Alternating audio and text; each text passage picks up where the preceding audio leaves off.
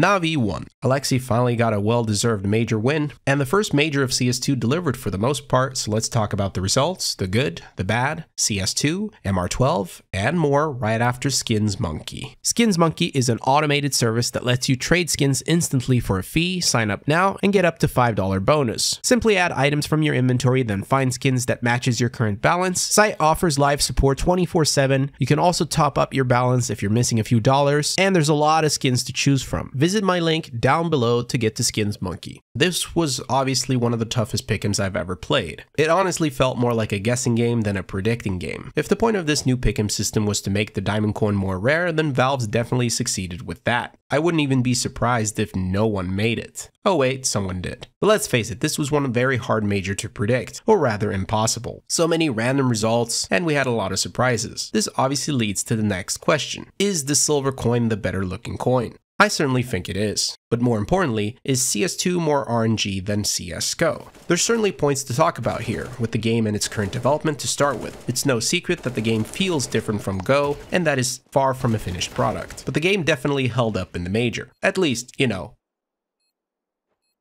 But the biggest change with CS2, at least in this context, has to be MR12. This slightly shorter format does allow for greater chances of upsets and less consistency in results, even if it's just slightly shorter. But it does, however, create exciting games that never feel too long to watch, and I honestly felt like it was a huge positive for the major. It also helps that PGL decided not to take ad breaks between halftimes to maintain the flow. That was a very good decision. But we can certainly optimize the game with MR12 in mind and perhaps offer a solution. The solution I've seen from a lot of players is to make changes to the economy. The suggestion from Warral is an interesting one. Making the lowest loss reward 1900 instead of 1400 would stop teams from having to save twice after losing, and we all know how fun it is to watch teams save. A change like this could allow games to be a little more fun and exciting, but more importantly, work better with MR12. I really like this suggestion. Let's see what Valve does. Speaking of Valve, what are the changes to expect now that the major is over? Well, we might see the economy changes, but apart from that, what are the future updates going to focus on? The good news is, Counter-Strike thinks that it's the greatest video game on the planet, so we can hope that they treat it that way. At least it doesn't look like they are if you play Premier at above 20k rating, but let's hope they finally do something about these high-sense players now that the major is over. What else do we want? Well, I've seen cravings for an operation, but I'm not too hasty on that right now. I'd much rather prefer further improvements to what we already have. I can start with something that is very clear and reproducible. We certainly want these jump bugs to be fixed, which even ruined Fame's chances of clutching at a very important game during the major.